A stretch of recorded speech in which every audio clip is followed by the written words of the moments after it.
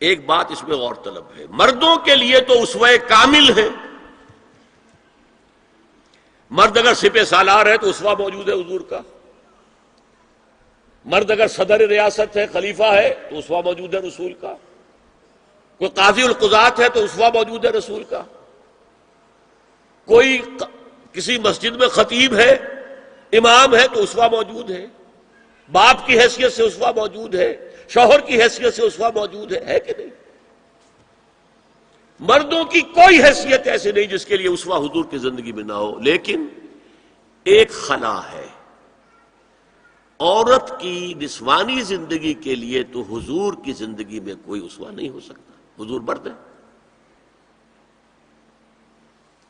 یہ ہے فلسفہ، یہ ہے حکمت دین، کہ جس صورت میں یہ آیت آئی لقد کان لکم فی رسول اللہ اسوۃ حسنۃ لمن کان یرجو اللہ والیوم الآخر وذکر اللہ کثیرا، اے لوگو، اے مسلمانوں، تمہارے لیے اللہ کے رسول کی زندگی میں ایک اسوہ کامل ہے، عمدہ اسوہ ہے، ہر اس شخص کے لیے جو اللہ کا امیدوار ہے اور یوم آخر کو بھی مانتا ہے اور اللہ کا ذکر کرتا ہے کثرت سے۔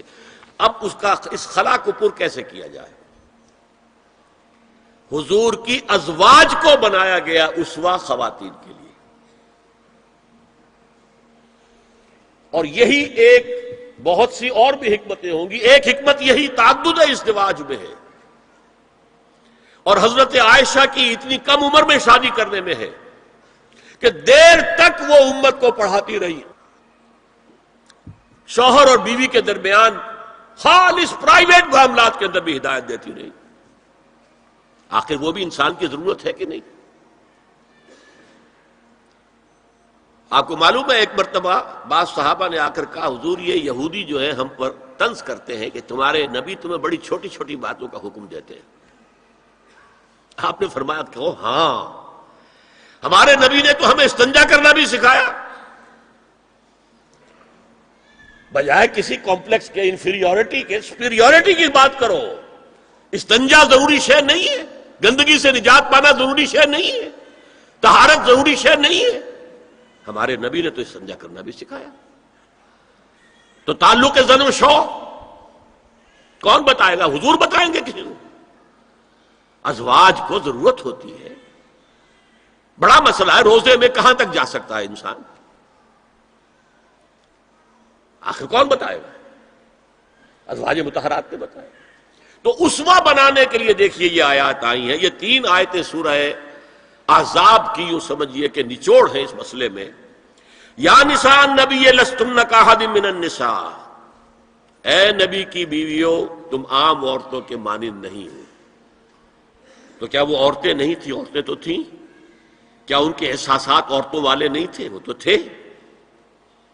کیا بات ہے؟ تم نبی کی بیویاں ہو، تمہیں اسوہ بننا ہے۔ ان اتقیتن فلا تخضعن بالقول، اگر تمہیں واقعی اللہ کا تقوی اور خوف ہے تو کسی اجنبی سے اگر بات کرنے کی ضرورت پیش آ جائے تو اپنی آواز میں لوچ مت پیدا کرو۔ فیطمع الذی فی قلبہ مرض، کہ جس شخص کے دل میں کوئی روگ ہے، گندگی ہے، وہ کوئی آس لگا بیٹھے کہ یہ جو مجھ سے گفتگو کر رہی ہیں، جس انداز میں کر رہی ہیں، جس لگاوٹ کے ساتھ کر رہی ہیں، تو کوئی نہ کوئی موقع ہے میرے لیے۔ انا للہ و انا الیہ راجعون، کرخت آواز میں بات کرو۔ وقلن قولا معروفا، اور معروف بات کہو، صرف اس سے آگے بڑھنے کی کوئی ضرورت نہیں۔ وقرن فی بیوتکن ولا تبرجن تبرج الجاہلیۃ الاولی، اور قرار پکڑو اپنے گھروں میں، وقار کے ساتھ رہو اپنے گھروں میں، تمہاری اصل جگہ گھر ہے، باہر نکلنا تمہارا کام نہیں ہے۔ ہاں ضرورت ہو سکتی ہے، اس کا بعد میں ذکر آ جائے گا، لیکن فلسفہ کیا ہے؟ عورت کی اصل جگہ اس کا گھر ہے۔ جو ڈیوٹیز کی تقسیم کر دی گئی ہے اللہ کی طرف سے، اس میں عورت کا اصل مقام اس کا گھر ہے۔ میں حدیث سنا چکا ہوں کہ جب گھر سے عورت نکلتی ہے تو شیطان تاکتا ہے اس کو، اور پھر ظاہر بات ہے کہ اس سے جو فتنے پیدا ہوتے ہیں وہ سب شیطان کے ذریعے سے ہوتے ہیں۔ وَلَا تَبَرَّجْنَ تَبَرُّجَ الْجَاهِلِيَّةِ الْأُولَىٰ، اور جو جاہلیت تھی، اسلام کے آنے سے پہلے کا جو دور تھا، اس میں جس طرح تم بند سمر کر اور لوگوں کی نگاہوں میں آنے کے لیے نکلتی تھی، اب وہ طریقہ اختیار نہ کرو. دیکھیے یہ بھی ایک بڑا نفسیاتی نکتہ ہے. مرد کے اندر قوت ہے، وہ اپنی قوت کا ظہور چاہتا ہے.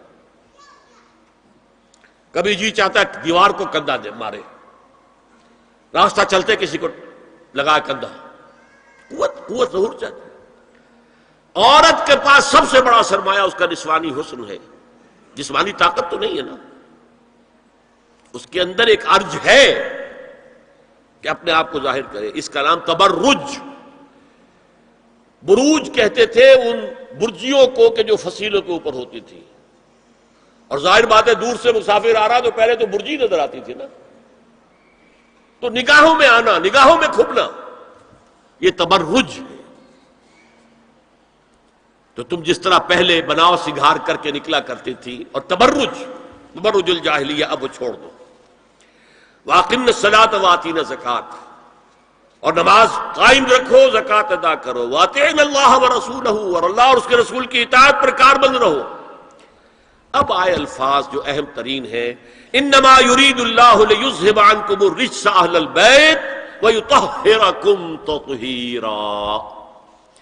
اے نبی کے گھر والیوں، اللہ یہ چاہتا ہے کہ تم سے ہر طرح کی برائی، ہر طرح کی ناپاکی کو دور کر دے اور تمہیں پاک کر دے. پاک کرنا کر خوب خوب خوب خوب. تطہیرا، یطہرکم تطہیرا. کیوں؟ تمہیں نمونہ بننا ہے، تمہیں اسوہ بننا ہے. یہ الفاظ اصل میں آئے ہیں قرآن مجید میں ازواج مطہرات کے بارے میں. سارا جملہ چل رہا ہے یا نساء نبی سے.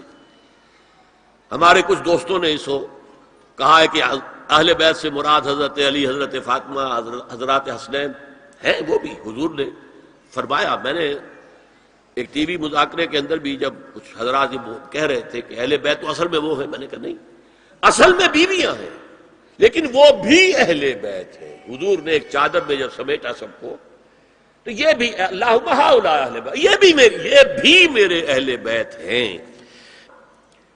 سلمان منا اہل البیت، سلمان بھی ہمارے اہل بیت میں سے، جو جتنا قریب ہوا. لیکن قرآن میں یہ لفظ آتا ہے صرف بیویوں کے لیے، ازواج کے لیے.